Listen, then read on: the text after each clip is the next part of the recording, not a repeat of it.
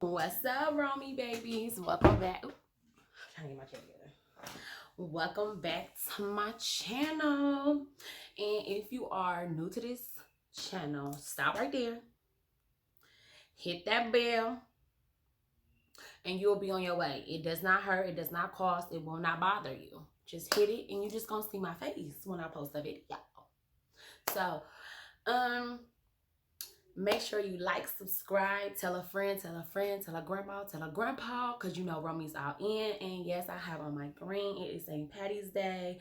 Shout out to Mrs. P. Happy birthday. I truly, truly love you and I appreciate you for all you do, everything that you have done and doing. I love you. I am doing a book report, you guys, and you know, if you guys are new to my channel, I do book reports. I'm gonna start doing more of them because I'm reading more books. And my very first video that I put out, I did really good on it. I got a nice couple of views on there. If you want to go check it out, it's called The Woman Up. If you are new to my channel and you are a woman, it is a book out there that's called Woman Up. I really feel like you should go out there and look for it, and also get it and read it and like understand it. It's a really truly good book. So today's book, and I'm doing this book now because it's coming close to me finishing my book, and this is just like an inspiration for me because it could have been me easily in her position if I did not take the route that I took. And sometimes, in the moment when I was a child, I wasn't going to say anything. I was going to live with the pain. I was going to live with it. So reading this book have made me think about my story, my trauma, what I have been through, and what can help me be a better me, and know that what happened to me is not my fault and that I can overcome it. I can forgive those that have done or said things that aren't respectfully to me. So it's definitely a fresher breath air when I'm reading something that somebody else have been through, because you may have a story, but you don't know what the next person's story next to you is. So when I say this story could have easily been me, it definitely could easily be me, because I was thinking about it. And the difference between her and myself, I was thinking. So it would have been premeditated murder. You know what I'm saying? And I thank God that He put the people in my life to help me get through the situation that I was going through. I truly am thankful, because I had a journey on my way out of there, but I had a village behind me, those that truly believed in me, those that had always known that I was much greater than what people were saying about me and what I was going through. I was much better than that. And I feel like God put me there for a reason.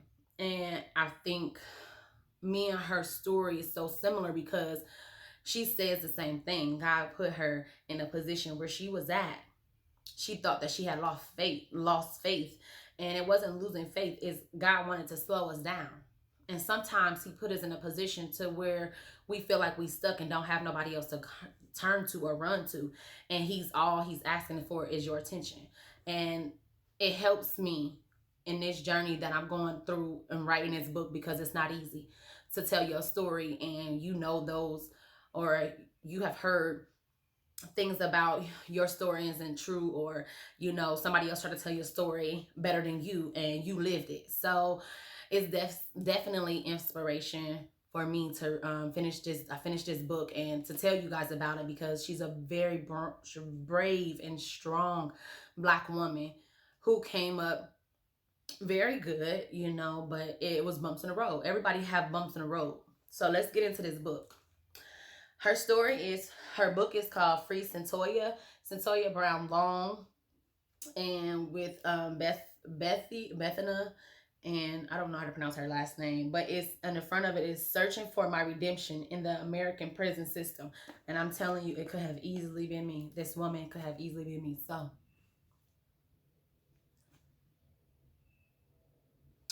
Okay, let's get into this book. I take notes. If you guys go back to my very first video, to Woman Up, my very first video, it's called Woman Up. I always have notes and I always have this book. No, I always have this book. So let's get to her story. Well, the first chapter was talking about how, you know, she was getting into education and how school was a little hard for her, you know, because she's a light-skinned girl. It was too black to fit in or too white to fit in. And that's a problem in today's world as well. But she went on and explained that her birth mother, Gina, was addicted to drugs and fast money, and so she had sex for money. So you seeing that, she's seeing that as a child, not necessarily seeing it, but hearing stories about it make you want to try those things.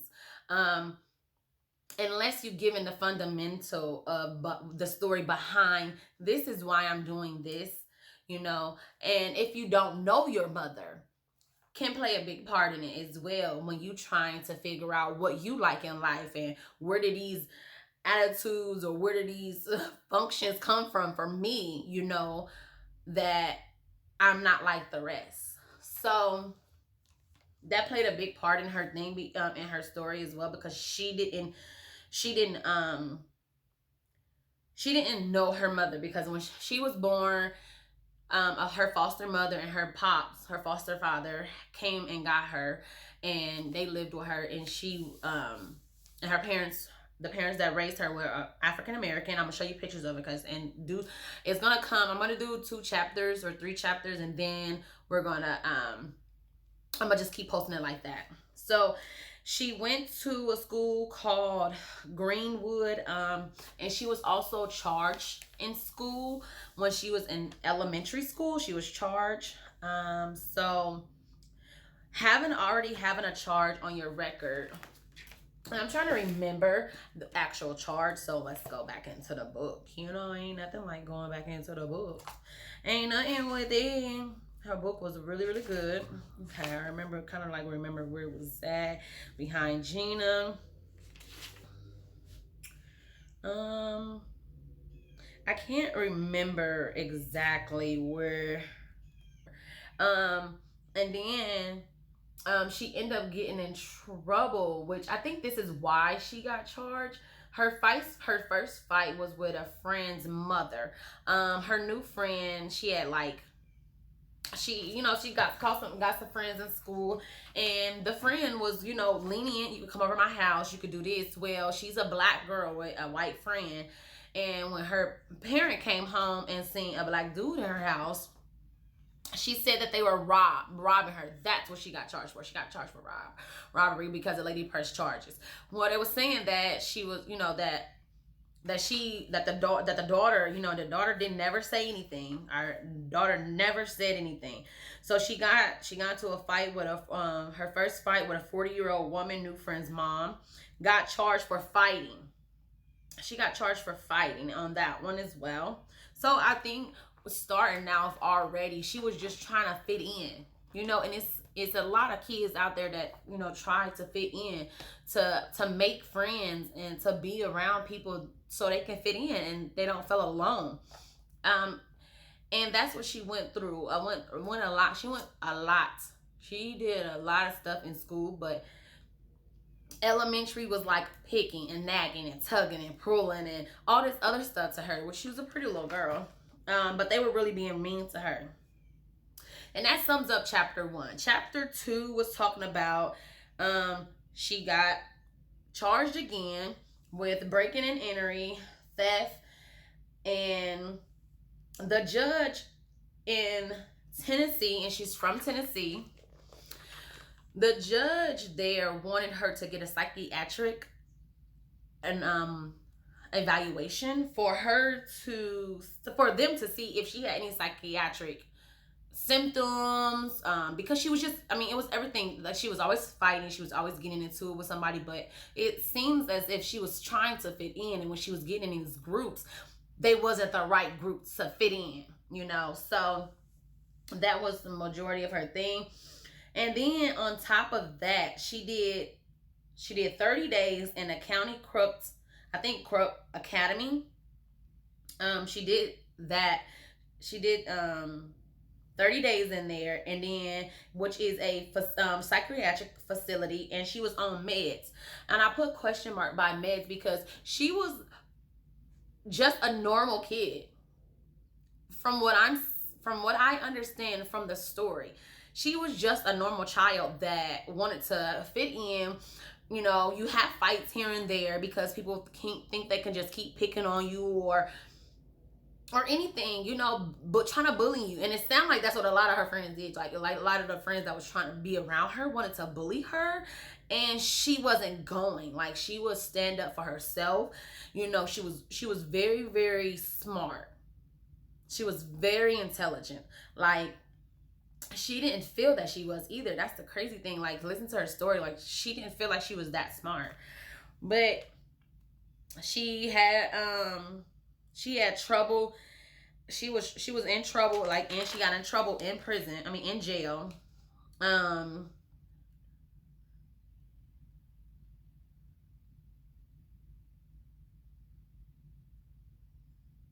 okay, so and then it also, I wrote down, she matched under her bed.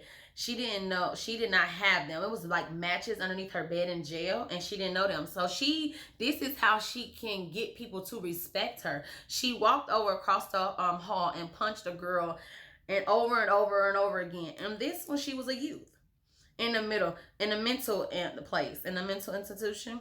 It says med, and then I said meds made her mentally foggy, and that's what she said in there. I took those words out. It said it made her foggy.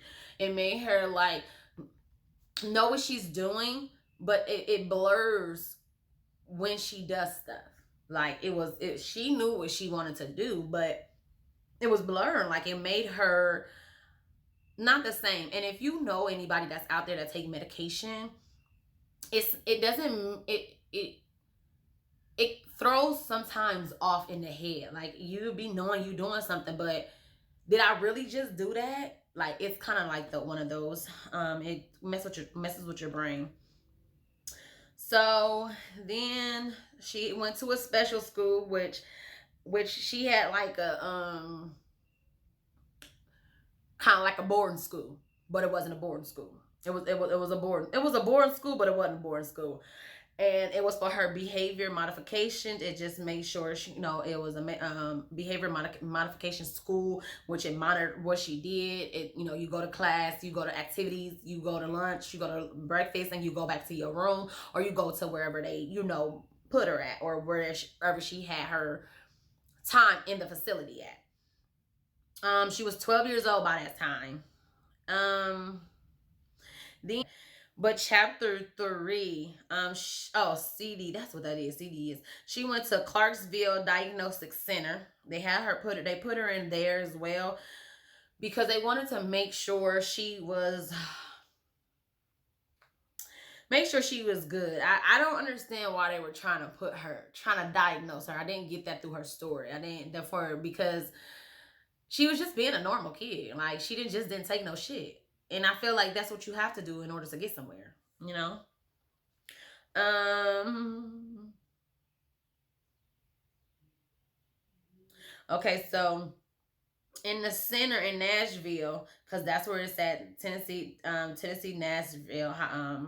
She was in Nashville, Tennessee, and this was one of the second highest security places. So the Clarksville Diagnosis Center is one of the highest. Still there, actually, it is still up. These places that I am actually naming are still currently in Tennessee, and they are still operating.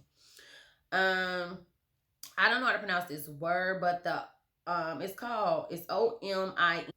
Omi Center in Nashville. She fought every day for her life. Every day she fought every day. She was one day she was talking about this porn she was looking at, and it was like a V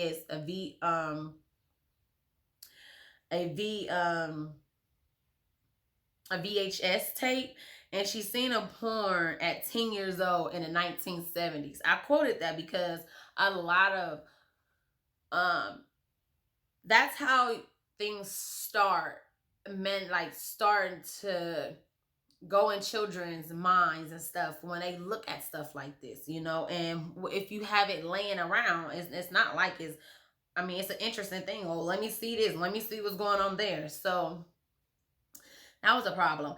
And then she ended up losing her V card at 11 years old to a boy that was 19.